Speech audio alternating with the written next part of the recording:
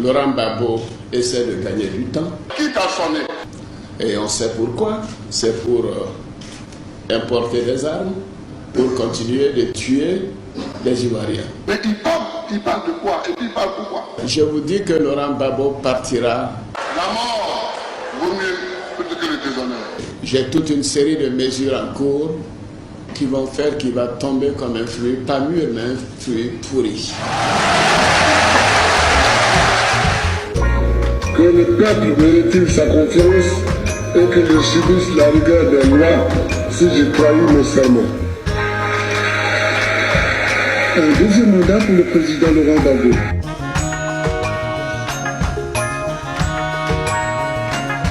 Ce pays nous appartient. Nous avons décidé de doter ce pays d'un certain nombre d'institutions. Il n'y a qu'une république. Et à partir du moment où on estime qu'on est démocrate ou qu'on est républicain, c'est d'abord de commencer par respecter les institutions de la République. Ils viennent des quartiers populaires d'Abidjan, prendre la télévision à l'appel du président Ouattara, le président reconnu par toute la communauté internationale.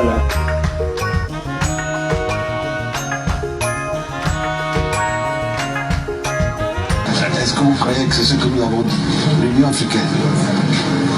L'Union africaine a dit ça? Je ne crois pas. Je vais demander à tous les jeunes de Côte d'Ivoire, les mains nues, d'envahir le Golf Hotel et de faire en sorte que ceux qui y sont et qui ont les fusils puissent quitter cet hôtel-là, parce que nous voulons la paix en Côte d'Ivoire. Le symbole du cœur humain est apparu à la surface de la sauce concoctée par Madame Kwame. Je demande que les gens viennent et qu'on revisite ces élections.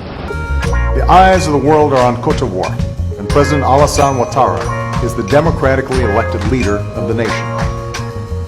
Now Côte d'Ivoire is at a crossroad, and two paths lay ahead. One path is where Laurent Gbagbo and his supporters cling to power, which will only lead to more violence, more innocent civilians being wounded and killed, and more diplomatic and economic isolation. Le bras de fer Gbagbo-Ouattara est donc en train de se régler par les armes en Côte d'Ivoire. Ce matin, les forces d'Alassane Ouattara ont donné l'assaut à Abidjan, la capitale économique. On va installer Alassane. Voilà, là sans problème. Des troupes déterminées, mais le camp d'en face leur donne du fil à retordre. Les fidèles du président sortant n'ont pas dit leur dernier mot, ni tiré leur dernière cartouche. Les défenses de sécurité de Côte d'Ivoire se sentent fortement interpellés. Écoutez, il y a quelques minutes, nous avons entendu des tirs à l'arme lourde aujourd'hui avec des milliers de soldats des forces républicaines, les forces pro-Ouattara. Il y a des convois qui semblent prêts à partir vers le centre-ville. Ils ont des mitrailleuses et des lance-roquettes notamment. Nous avons vu aussi une longue rangée d'hommes qui attendaient qu'on leur donne des armes. Ce que nous disons à M. Gbagbo aujourd'hui, c'est que finalement, il lui revient, lui, dans les heures qui viennent, de faire un choix. Le choix de l'image qu'il va laisser dans l'histoire de la Côte d'Ivoire et dans l'histoire de l'Afrique. Je vous dis que Laurent Gbagbo partira. La mort vaut mieux que le déshonneur. J'ai toute une série de mesures en cours qui vont faire qu'il va tomber comme un fruit, pas mûr, mais un fruit pourri. Trop c'est trop. Il faut que M. Gbagbo parte du pouvoir. Mais ce n'est pas à l'ordre du jour pour nous. Laurent Gbagbo, qui refuse de reconnaître sa défaite à l'élection présidentielle de novembre, serait retranché dans un bunker situé sous sa résidence. Bonjour Monsieur le Président, je suis très ému de vous avoir au téléphone. Comment vous portez-vous ce soir? Un peu fatigué, mais ça va. Vous êtes actuellement à la résidence du Président de la République. On dit que vous êtes dans un bunker avec votre famille. C'est pas moi qui ai conçu ce bunker-là. Je vais vous poser une dernière question toutefois. Oui. Est-ce que vous êtes prêt à mourir? Moi, je ne suis pas un kamikaze. J'aime la vie.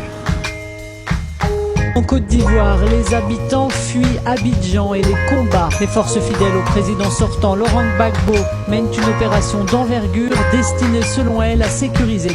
Le jour où vous faites l'erreur d'envoyer, même si c'est 4-5 policiers, pour toucher un seul cheveu de Gbagbo, en Côte d'Ivoire ici, là, c'est capé. Laurent Gbagbo et son épouse ont leur destin entre leurs mains.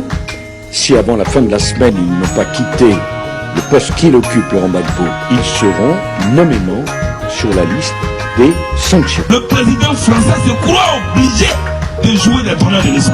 Gbagbo n'a désormais plus aucune perspective. Tout le monde l'a lâché.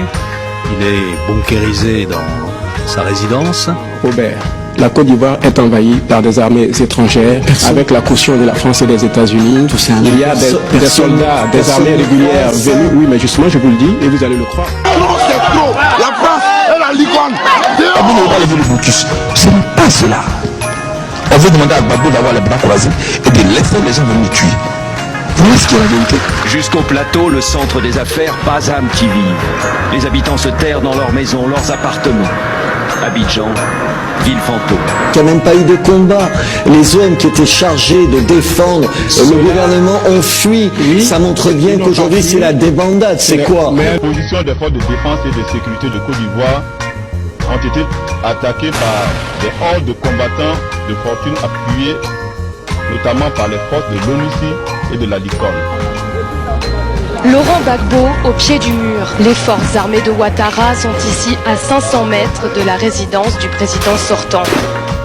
Sauver le soldat, essayer de sauver le soldat. Il faut sauver Laurent, il faut le sauver. Ne tape pas un homme à terre, tends-lui la main, relève-le. Il est déjà assez humilié.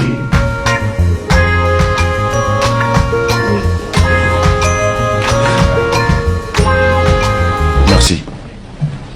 Il n'y aura pas de chasse aux sorcières. Les forces républicaines s'organisent d'ores et déjà pour assurer la sécurisation de tous les quartiers en proie au pillage et exaction.